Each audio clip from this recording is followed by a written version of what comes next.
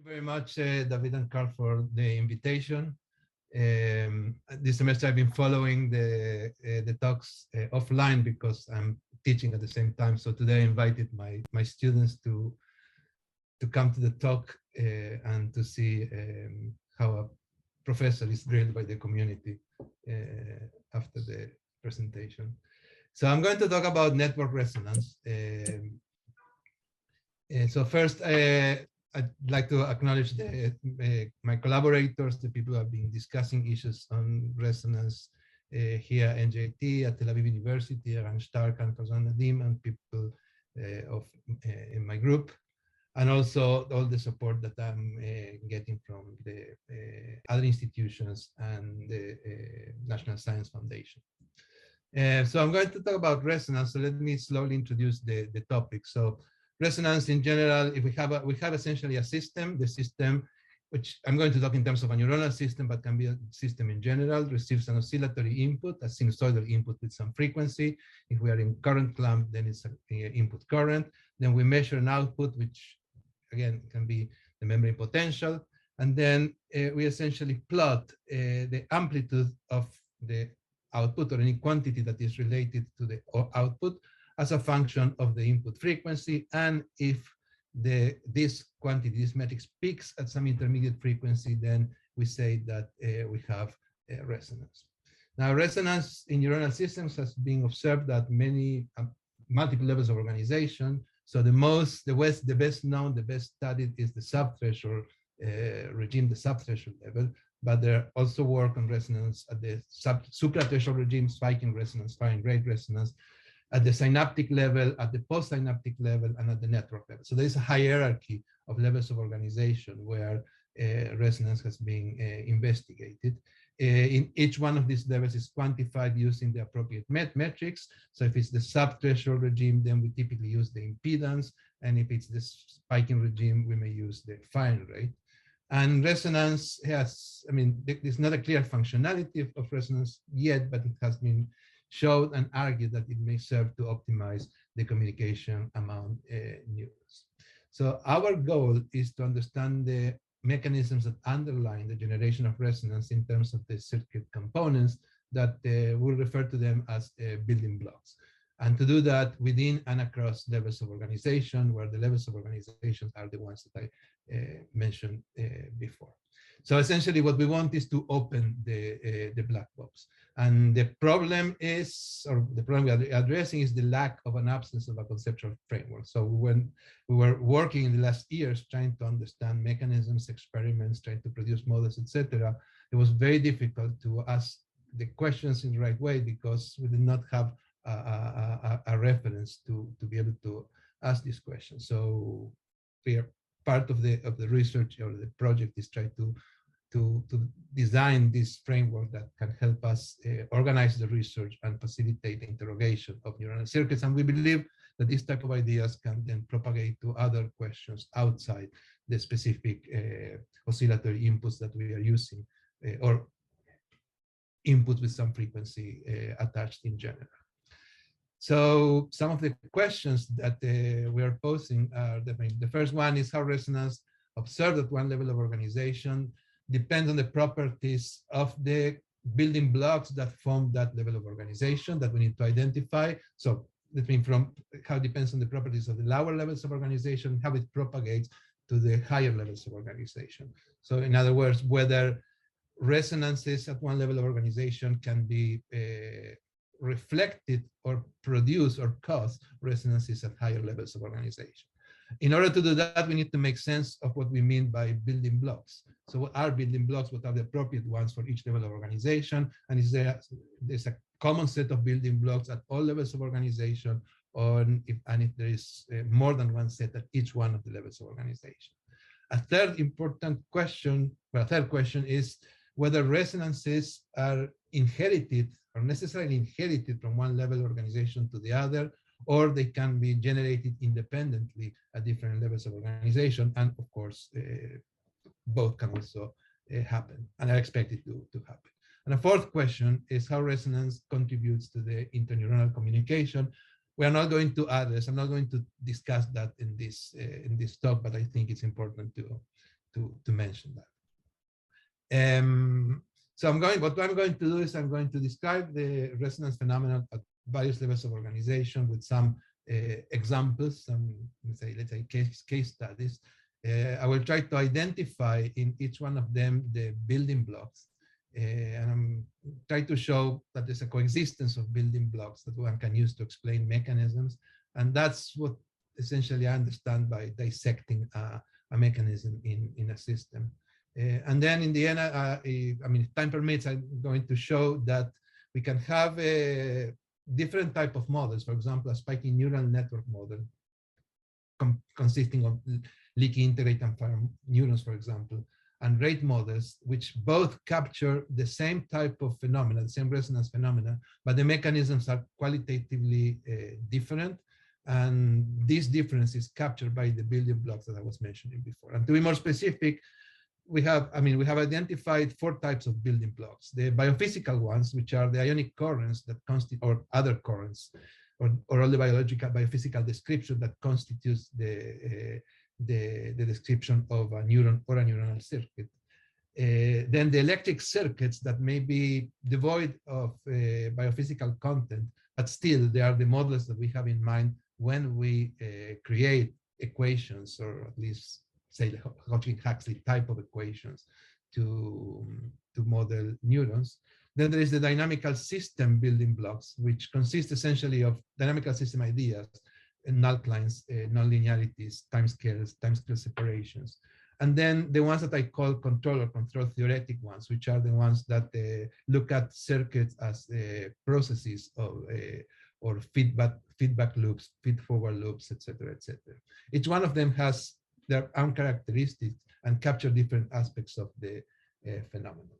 And the 4 levels of organization that I'm going to discuss are the subthreshold, the spiking, the synaptic, postsynaptic, and the network one. And of course, that's not the only classification of levels of organization. There are many other possibilities. These are the ones that are useful for the moment to tell the story. So going to the subthreshold resonance, which is the best known one, then our input, if we are in current clamp, our input is an oscillatory current, our output is a voltage current. The voltage is, the memory potential, both oscillatory with some frequency. We plot, as I said, a measure of the amplitude of the response as a function of the input frequency. And we have, in the 2 simplest cases, 2 options. Either the impedance profile, which is the amplitude normalized, the output amplitude normalized by the input amplitude.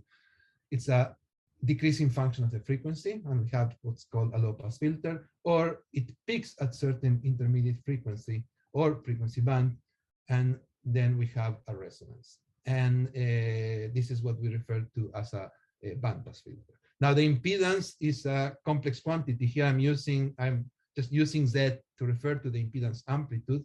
There's also phase, and then that gives rise to the phenomenon of phasonance, where the phase shift is 0 at some intermediate frequency. I'm not going to discuss phasonance here. I'm putting that information also for reference and completeness.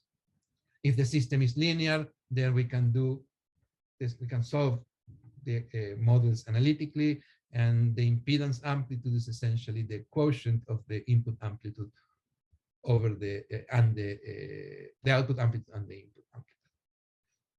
Now, if we look at that from the circuit point of view, then the simplest possible circuit is an RC circuit, which when we bring it to being a model of a neuronal system, is a circuit composed with a capacitive current and the resistive current is essentially what we call the leak current. And that can produce a low-pass filter. This is what we expect from an RC circuit. If instead of that we have an LC circuit, an RL circuit, a circuit with a resistive current here and an inductive current, which can be implemented in a neural system by an H current, an M current, or calcium inactivation, then the result is a high-pass filter. If we have a combination of both, we have an RLC circuit, again, a capacitive current, a resistive current, and an inductive current, then we can get a bandpass filter. And this is the situation where we get resonance. Now that can be obtained in the circuits in the absence of any biophysical information. Now, if you have another inductive current with properties that make it enhance the resonance, then we get an amplification. And this is what, for example, persistent sodium or sodium activation or calcium activation does to existing resonances. So we have the filters emerge from the circuits, and these filters may or may not be described by biophysical currents. So here we have, in principle, two sets of building blocks: the biophysical currents, which are structural properties of the system, and then we have the building blocks consisting of filters, which are an emergent property of the system, but still combinations of them can produce other filters, as we will show. In addition to the filters, we have the phase responses. And again, I put them here for completeness. I'm not going to focus on phase here. Now, when people do experiments, they typically use the ZAP current. The ZAP current is a sinusoidal input with a frequency that increases continuously with time. Therefore, the response is also a pattern, a voltage pattern that increases continuously with time. If we have a passive cell, then the passive cell will produce a low-pass filter, which is captured when we compute the impedance. If we have a passive cell, the passive currents and a resonant process, a resonant gating variable, typically called a resonant current, but it's in fact a resonant gating variable, like an H current, an M current, or calcium inactivation, then we get this bump in the voltage response, which is essentially reflecting a resonance. And if we add what we call an amplifying process, an amplifying current, like a persistent sodium current, a Kirk current, or calcium activation, then we can amplify an existing resonance. Amplifying currents cannot create a resonance by themselves, but I mean, we need the resonant currents for a resonance to be created. So these amplifying currents can enhance an existing resonance. There has been a lot of work on subthreshold resonance, both experimentally and theoretically. I put some references here that many, many more. I could not put all of them. They are normally found in the literature. An important point to make is that resonance and intrinsic oscillations are different phenomena. It is typically believed that the resonance, the oscillatory inputs are enhancing an existing oscillation, but that's not necessarily the case. We can have resonance in the absence of oscillations, even in the absence of oscillations in linear system, damped oscillations in linear system. This is the result of standard calculations of 2D linear systems that has been pointed out by Magnus Richardson and Nicola Brunel many years ago. And that's an important point. They're completely different phenomena. Now, once you have a resonance at the subthreshold level, then the natural question is, that's what happens if we increase the input amplitude, and then we expect to have spikes. And then that gives rise to the notion of suprathreshold resonance.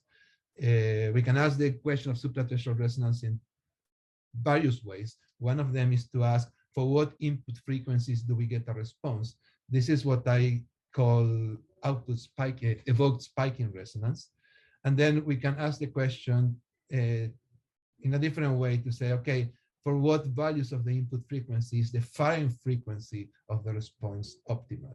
And then we have firing rate resonance. For this particular example here, we have both. We have both types of resonances. We have spiking for an intermediate input frequency, and of course, as a natural consequence of that, the firing rate is maximal for an intermediate frequency. The alternative scenario is to have a subthreshold low-pass filter, and when we increase the input amplitude above threshold, then we get spikes for the lower frequencies, and then we have no suprathreshold resonance. But there are other situations where we may have subthreshold resonance, and the suprathreshold resonance in one of the metrics disappears, either because the input amplitude is too high or because of the properties of the system. So it is not, in general, it's not true that the subthreshold resonance will always produce a suprathreshold resonance. The next level of organization is the synaptic level. And at the synaptic level, then in the simplest possible scenario, we have a presynaptic cell, a postsynaptic cell, and a synapse connecting between the two of them. Suppose that the synapse is excitatory. We can model the presynaptic cell in the simplest case as a spike train. For simplicity, it can be periodic at different frequencies. I'm going to expand on that a little bit later, but what we get if we get to the steady state and we plot the amplitude of the postsynaptic response as a function of the presynaptic frequency, then we can get a maximal response to some intermediate frequency. So we have synaptic or post-synaptic resonance that has been shown by many years ago by other people. And the next level of organization is the network level. So these are results of simulations. I'm going to show some results of other people in the next slides. So in this example, we have a network of one pyramidal cell and one interneuron. Sorry, a network of a population of pyramidal cells and interneurons. And that would be an example of no resonance because there's all the input frequencies, even the lower frequencies, produce a response. That would be an example of network resonance, or one of the possible metrics of network resonance, where spiking emerges only for the lower frequency. So that would be a schematics of network resonance and these type of scenarios. And there are other scenarios that produce the same type of response. For example, we can have, so here we had a network with a population of pyramidal cells, interneurons, and OLM cells. Here we have a population of pyramidal cells and interneurons and synaptic depression from the interneurons to the pyramidal cells. In another scenario, we can have gamma resonance in the interneurons, no synaptic short-term dynamics, and we can have theta resonance in the pyramidal cells. So these are simple examples of what we mean by network resonance. There are other metrics where we can measure the power of the whole network and get, and by when I say we, I say other people who did that, this is a paper by Flavio Frolich group, where we have showed resonance in multi-unit recordings. And these are examples taken from a paper by Erwan Ledoux and Nicolas Brunel, where they have an excitatory and inhibitory network model with rate models and with populations of spiking, leaking, integrate, and fire models. And then the resonances emerge at at intermediate frequencies. So it can be observed in many scenarios. And we can get the same for phases. So the next question, once we saw that all the examples about resonance emerging at different levels of organization, the next mechanistic question is, what's interesting to discuss is what are the minimal circuits that can support resonance? So here we have a mixed negative feedback loop with an incoherent feedback loop. I put them together because it is a network that consists of both. The negative feedback loop consists of a node V, which can be the voltage if we are in the subthreshold regime, receiving an oscillatory input, activating a second node, which can be a recovery variable. This recovery variable with relatively slow dynamics inhibits the voltage V, and we measure the output here in V. And then we can have we can build linear equations or nonlinear equations as well for this negative feedback loop. The negative feedback loop is also the support of the type of resonances that I mentioned before for the excitatory and inhibitory cell, when we interpret V to be an excitatory population, for example, and W to be an inhibitory population of cells. The incoherent feed-forward loop is a loop where we still have our network V that receives an oscillatory input. Now, it does not activate the other node U. This node U is activated by the same input that activates V with the same or a different intensity, and U inhibits V with some delay.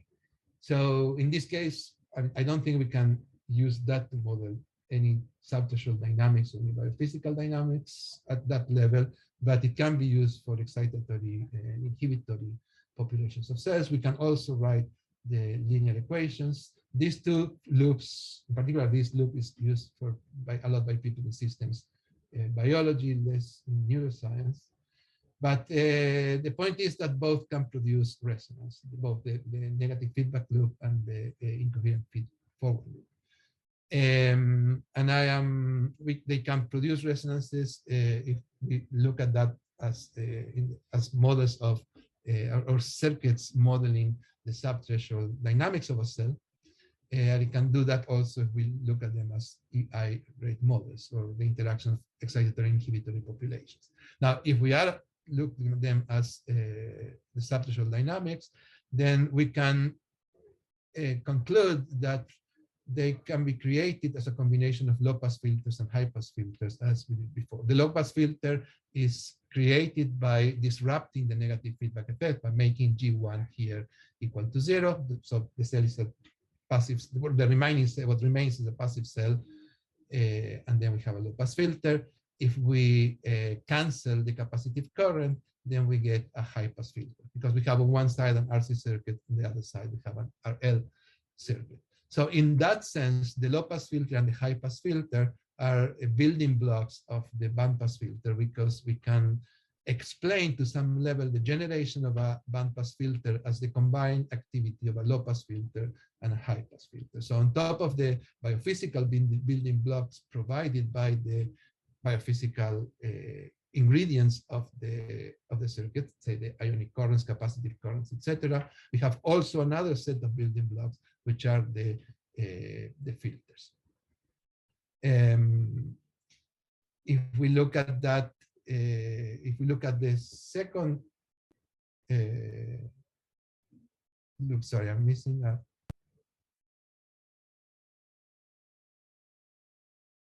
Okay, if we look at that from as a rate model, then we can conclude the same. So now, instead of using voltage and a recovery variable, now my nodes and excitatory population and an inhibitory population, they can still produce resonance. The feedback mechanism is the same.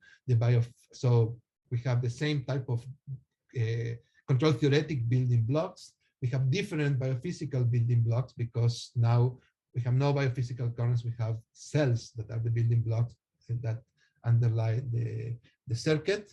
The resonances are produced because the negative feedback is there. The parameters are the right parameters. And we can also explain them as the combined activity of a low-pass filter and a high-pass filter. We get these filters in an analogous way as we would do with electric circuits. We disrupt the negative feedback by making the connection from I cells to E cells equal to 0, and then we get the low-pass filter. And we disrupt the dynamics of the excitatory cell here by, in an analogous way as what we do with a capacitive current, and then we can get a high-pass filter. So we still have these two filters as building blocks of the bandpass filter. We have the same type of feedback mechanism and a different biophysical ingredients. If we go to the incoherent feed-forward loop, this incoherent feed-forward loop can also produce resonance. So here we have the same type of biological ingredients as in the previous case, a different feedback mechanism, because we no longer have a negative feedback loop by design. And we still have a way of explaining this bandpass filter in terms of a low-pass filter and a high-pass filter computed in the same way. So we have the coexistence of various sets of building blocks, filters, the biological content, the feedback, the type of feedback loops. They coexist for each one of the cases, and they are different across the various cases. So the identification of them is different. Now, once we understood how the basic circuits work and how they work at the subthreshold level, then we can go to the fourth type of building blocks, which are the dynamical system building blocks. Now, how we identify them? We identify them by adding nonlinearities to the system. Most of the thought, the way people think about resonance is by thinking in terms of linear systems. A, because it's easy to think in terms of linear systems. B, because we can make some analytical calculations that provide a lot of insight into the dynamics. But as soon as we go away from weak nonlinearities, then there is a lot of richness that emerges and a lot of also complexity, which is usually associated with the richness in dynamics. So in this case, I'm using the same biophysical models. So the models are identical in the sense that they are created by the same combination of currents. Particularly, they have an H current and a persistent sodium current. The electric circuits that underlie that are the same. The feedback mechanisms that underlie the phenomenon are the same. But here what we see is that the nonlinearities, the type of nonlinearities, are qualitatively different. Here we have a parabolic type of nonlinearity, while here we have a cubic type of nonlinearity. Now, in the absence of oscillatory inputs, we can use the models to create, I wouldn't say, and I'm not sure if it's identical dynamics, but it is very qualitatively similar dynamics. We can create subthreshold oscillations. The subthreshold oscillations occur at the same, for the same frequencies. They look similar by inspection, and when we compute the power spectra, they're going to have different quantitative properties, but qualitatively are going to be very similar. If we add, we increase the input amplitude, then we are going to see spikes, and these spikes are going to occur at the peaks of the oscillation. So the emergent properties are similar. The dynamics that creates these properties are different. Now, when we add oscillatory inputs to these models, then we get resonances in both models. But for the parabolic-like model, we have a nonlinear amplification of the response. So we compute the impedance of a linear system. The impedance is independent of the input amplitude. So here we see that the impedance, as we increase the input amplitude from blue to green, then the impedance increases and it becomes very prominent, more pronounced. So this is a signature of a nonlinearity, and this is a nonlinear amplification because it's beyond what linear systems can do. If we use the cubic model, then we get some mild amplification, but as we continue to increase the input amplitude, again, from blue to red, we get some amplification. From red to green, we get a nonlinear attenuation of the response. So the two models that are physically identical from the circuit point of view, identical from the feedback point of view, and different from the dynamical systems point of view, then they produce different resonance. So they may produce different resonance. So we have biophysical identity, different dynamic structure, and different resonance properties. So this case study allows us to understand or to essentially claim the fourth type of the fourth set of building blocks, which for simplicity, I'm going to say that they consist of nonlinearities or type of nonlinearities and timescale separation between the participating variables, in the sense that we need different timescales to phenomena to occur, but primarily we can have either parabolic nonlinearities or cubic nonlinearities, perhaps other type of nonlinearities that haven't occurred to us.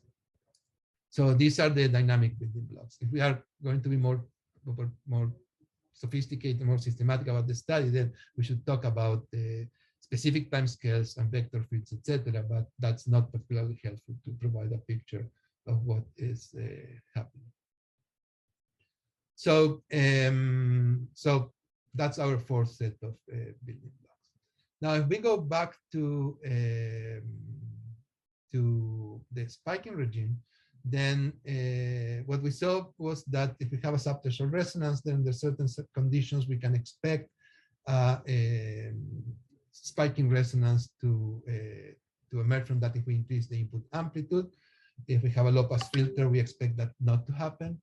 And there are circumstances where we have subthreshold resonances, but we have no suprathreshold resonances. So the natural question is whether we can have a spiking resonance in the absence of subthreshold resonance. So is subthreshold resonance necessary to produce a spiking resonance? So this question was addressed. They probably didn't ask the same question I'm asking, but the problem was addressed about 50 years ago by Knight in 1972. and later by Nicolas Brunel and collaborators, where they showed using weak inputs and developing the weak theory of these issues, that under certain circumstances we can have spiking resonances without, for a leaky integrate and parallel model. So for a model where there's absolutely no way we can have a subthreshold resonance. And these resonances vanish or get diluted as we increase the level of noise, but they are prominent when the levels of noise are relatively low. And these resonances are fine rate resonance computed using the standard formula here for fine rate. Now, in trying to identify the building blocks that produce this resonance, then we come up with the question. I mean, the question is essentially how to identify the building blocks. So what discretion I want to make is that because it's a low-pass filter, because the underlying dynamics, the subthreshold dynamics is a low-pass filter, then we were expecting not, one would expect naively not to see a spike in resonance. And so whether or not we see a suprathreshold resonance depend on the metrics that we use. If we use the mean spike count, then we are going to get a low-pass filter, because we are going to get less spikes as the input frequency increases, simply because the spikes come, I mean, the cycles are, the length of the cycles is reduced, and that causes the number of spikes to naturally be reduced, or at least not increased. When we, so here I'm realizing here I have a mistake in the slide. Blue is the, no, okay, sorry. Blue is the fine rate, the spike count rate, and red is the mean spike count, sorry. So if we compute the fine rate, then we see a resonance. If we use, so here we did not use a ZAP current, so we are using this ZAP formalism for visualization purposes, but we can see the resonance here in this other graph where we plot specifically the fine rate. So the question remains, what are the building blocks? Now, the biophysical building blocks are not particularly helpful. The complexity does not allow us to understand the generation of resonance in a straightforward way. There's no negative feedback, or if there is a negative feedback which is implicit or hidden just because we are resetting the spike every time it occurs, it's not the same type of negative feedback, the slow negative feedback that I was talking about before. And it's also not a useful set of building blocks to explain the emergence of these resonances. And the electric circuits are not particularly useful, but the filters are. And the question is how we identify the filters. Now, the low-pass filter that creates this bandpass filter is essentially inherited from the subthreshold regime, right? So it's essentially a reflection of the fact that the spike count decreases as the input frequency increases. So as we increase the input frequency, then we have less spikes per cycle. It is more difficult, and it's also more difficult because there is an underlying subthreshold low-pass filter. It is more difficult for the voltage to reach threshold, even in the presence of noise, as we increase the input frequency. So the low-pass filter is inherited from the subthreshold regime. The high-pass filter, in contrast, is generated by what we call the digitization, or by the fact that the count is digital and not analogous. Eran Stark likes to call it, I think it's digitalization or digitization. And the main idea is shown in these figures, in these pictures, in these photos, where we see that as we increase the number of cycles, then the number of spikes, so the average number of spikes per cycle naturally decreases, so remains the same or decreases. But there are circumstances where the average number of spikes remains the same for two input frequencies, simply because spikes are all or none effects, so they are just I mean, digital and not analogous. So when we normalize by the length of the, so for example, by the length of the cycle, then what we get is that the firing rate naturally increases, and that produces the high pass filter. I mean, very roughly speaking, we don't have time to go deep into that, but I'm happy to explain that later in more detail, or after the talk by email. So we can still use the building blocks, the high pass filter and low pass filter building blocks, to explain the band pass filter that is created and is observed in simulations at the subthreshold level. I'm going to skip these two slides just in case we don't have enough time at the end, but they are all of them about different ways to get spiking resonances in the, I mean, the different ways that we can get spiking resonance by using the parabolic and the cubic models that I explained before. The main point is that the parabolic model is better at producing spiking resonances than the cubic model. And then I want to go to the synaptic level. Now, at the synaptic level, we have no feedback effects. Of course, we may or may not have biophysical currents, but we have short-term dynamics, depression and facilitation, that has been studied by many authors before and have been shown to be functionally important for many phenomena in neuroscience. Again, in the simplest possible case, we have a postsynaptic cell, a synapse that connects a presynaptic cell to a postsynaptic cell. In the simplest case, we can model the presynaptic cell as a sequence of periodic presynaptic spikes. Now, because we have depression and facilitation, so just to remind you, depression means that as number of spikes increases, then there is a variable X that characterizes the depression process decreases with the number of spikes, a variable Z that captures the facilitation effect increases as a function of time. The input to the synaptic variable here is the product of both of them, and the product of two sigmoid functions or sigmoid-like functions is expected to produce this type of path. So here we have a low-pass temporal filter, because a low-pass filter in the time domain. Here we have a high-pass temporal filter, is a filter in the time domain, and they both create a filter in the a bandpass filter in the temporal domain, which are reflected here by the set of peaks of these variables. These are the inputs that we give to the synaptic variable. Now, I guess in experiments, it's difficult to separate between synaptic and postsynaptic. We can do that in models.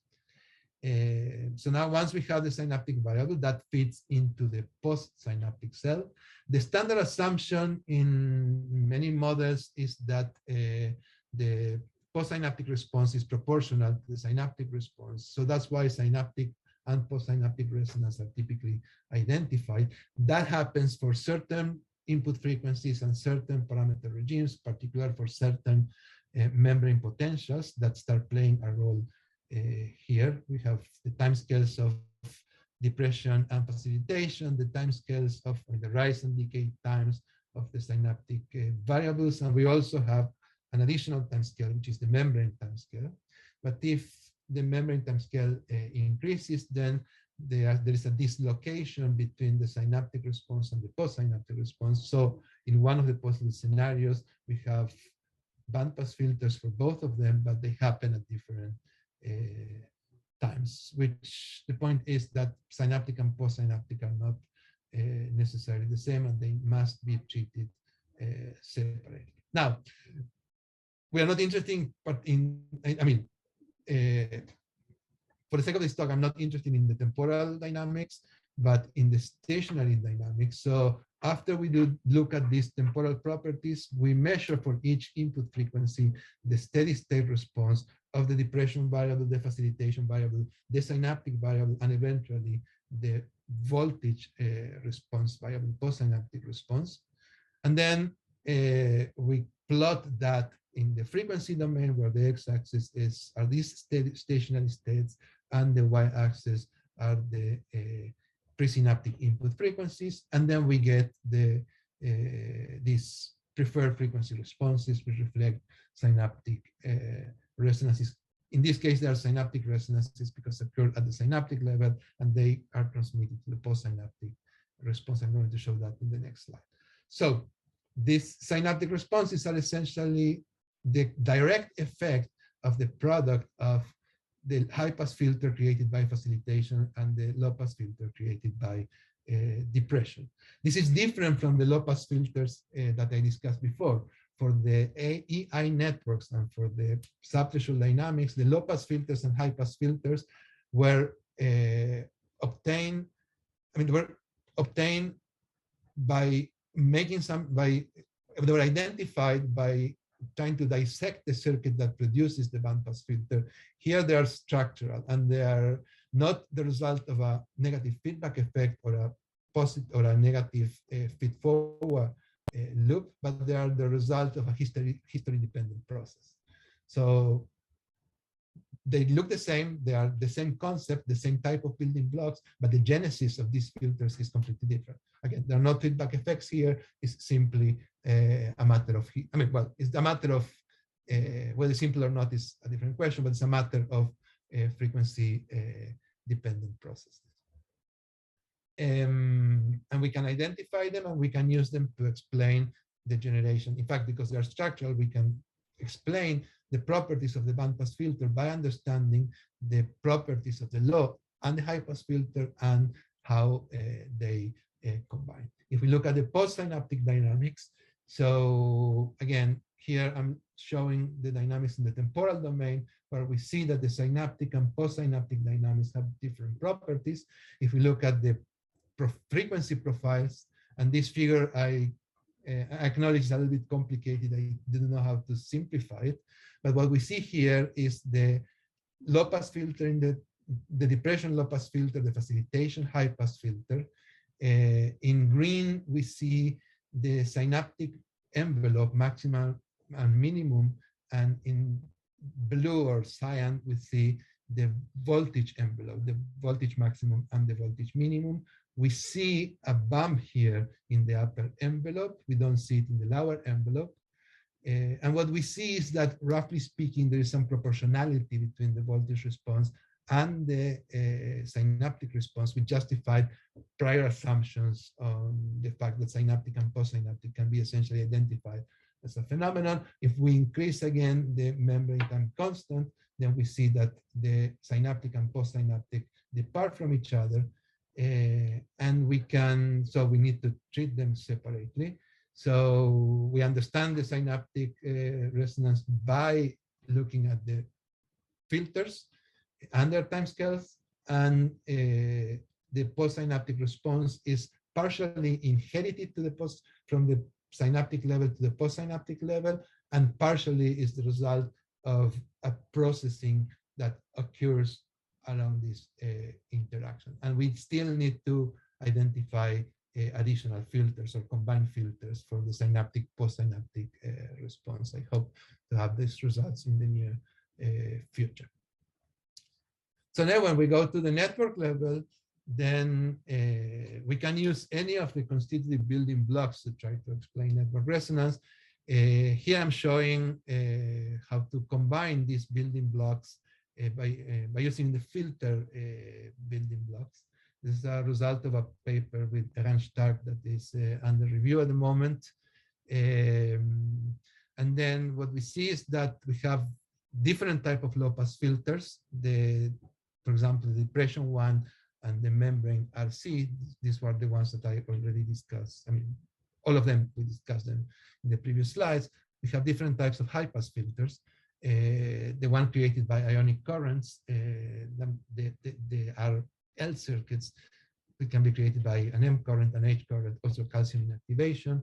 The ones created by synaptic facilitation, which are history dependent, and the ones created by spike discretization. That's the word that I was looking for before, not digitalization, I meant discretization. which are created as the input frequency increases, and we can have relatively less spikes as the process happens.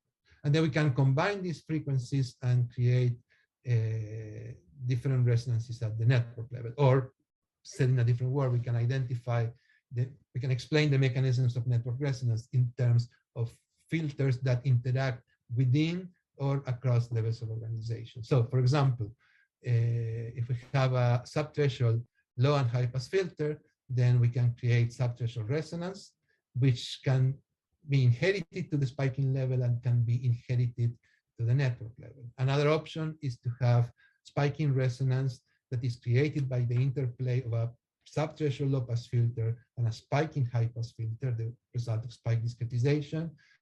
And this spiking resonance can be inherited to the network level.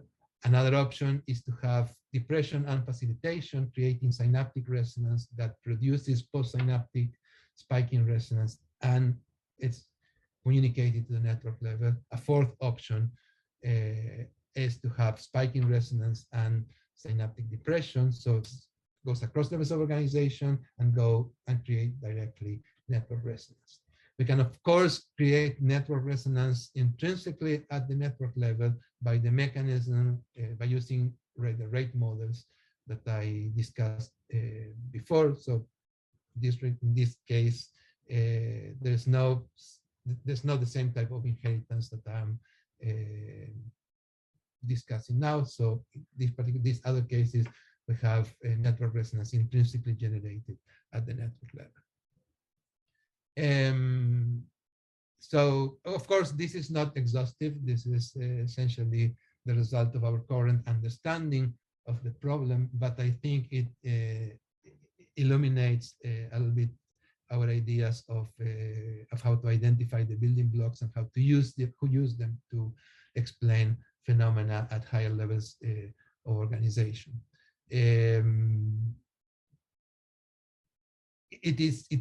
In some cases, if one uses excitatory inhibitory rate models, it is easy to explain the mechanisms in terms of the network components, because the network components are populations of cells.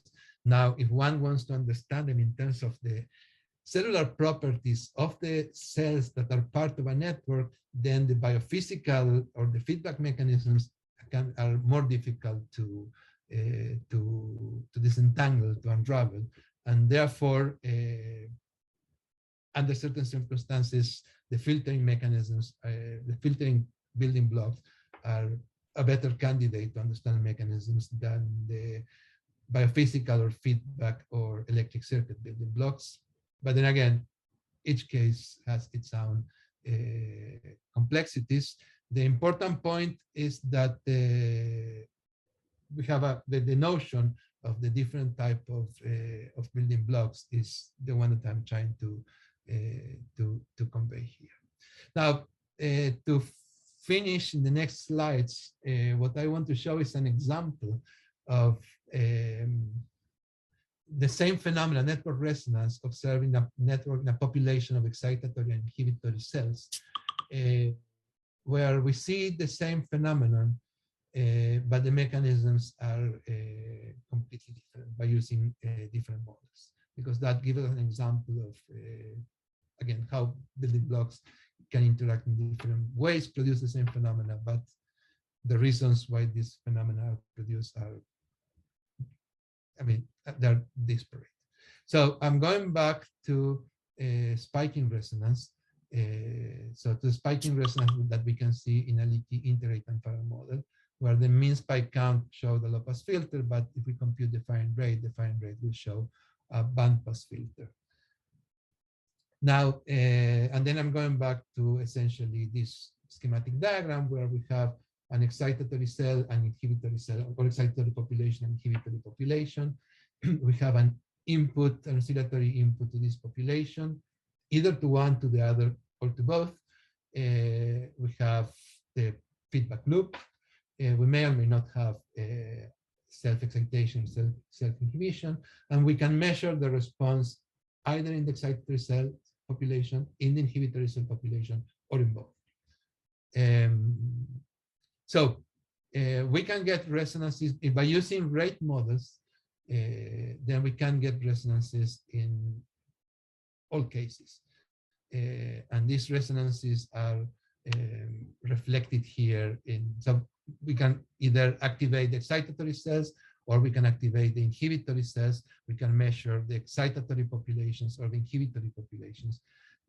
So these resonances can be bidirect activation or they can be inherited from the other cells, but we can obtain these resonances in all cases. Also in all cases, we can compute the filters by following the same approach that I explained before. So essentially the same way we compute filters or we identify or extract filters in feedback loops by disrupting the feedback loop or by making the time constant of the excitatory population equal to 0 or the inhibitory population equal to 0 if the input goes directly to the inhibitory cells.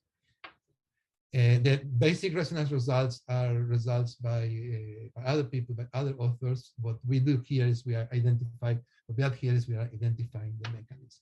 And this mechanism of generating network resonance is a negative feedback loop, right? Without the negative feedback loop, we don't get the resonance. So if we disrupt the negative feedback loop, then we get a low-pass filter and then the resonance is destroyed. No matter what we do, there's no way to get resonance without that feedback loop in this schematic representation or this schematic model. What we are using to create the simulations is, I mean, the insight comes from linear models. What we are using to create the simulations is a threshold linear network to add the nonlinearity, and the same type of results we are getting if we use any other type of relevant nonlinearity like sigmoid or any type of nonlinearity between threshold linear and the sigmoid. So we always get these resonances. We can always identify the low pass filters and the high pass filters. Now, if we go to the leaky integrate and fire network, so if instead of having rate models, we have a population of leaky integrate and fire neurons, then the resonance can also be obtained. In the paper I've mentioned before, they were compared and showed that they are more or less superimposed. What we did here, the first question we had is whether we need a big population to reproduce these results or not. We concluded that with 2 cells and multiple trials, it's enough. We do not need a large network of excitatory and inhibitory cells. So here in this simulation, we are using 1 leaf for the excitatory cell, 1 leaf for the inhibitory cell, and multiple trials. So we have essentially a network of 2 cells. And we get the resonances. Now the claim is that these resonances are not the negative feedback loop is here because excitatory cells excite inhibitory cells and inhibitory cells inhibit excitatory cells. And we need that, if we activate the excitatory cells, we need this excitation to activate the inhibitory cells. In the absence of that, we will not get the resonance in the inhibitory cells. But our claim is that the mechanism is not the result of a negative feedback loop, but it's just inherited from the spiking resonance that is present in the excitatory population. And so first of all, to do that, we did a couple, I'm going to show a couple of simulations. So first of all, if we activate inhibitory cells instead of activating the excitatory cells, then we are going to have a spiking resonance. We're going to have spiking resonances in the inhibitory population, but we are not going to have spiking resonance. We are not going to have any activity in the excitatory population simply because inhibition cannot, in networks of leaky integrate and fire neurons, inhibition cannot activate excitatory cells, which they do in the network of rate models. And yeah, I'm about to finish. Yeah. If you're going to scold me, I am about to finish. And then what I'm showing here is that by disrupting the connectivity, the resonance in the individual cell and the resonance in the connected cell are essentially the same, while the resonance in the inhibitory cell in the network is present, while in the disconnected cell is absent. So essentially what we try to do is we try to identify for different levels of organization, we try to identify the possible building blocks that can be used to explain the phenomenon of resonance. I said that already, so I'm not going to repeat it. We have biophysical electric circuits, dynamical systems and control, each one with their own components, and they all can be used to explain resonance in different situations and certain levels of organization. And that is helpful to understand the mechanisms of generation of resonance. The ideal situation will be able to take any network and explain the mechanisms in terms of the network components, going back to essentially the basic cells that create these resonances. And yeah, so that's the end.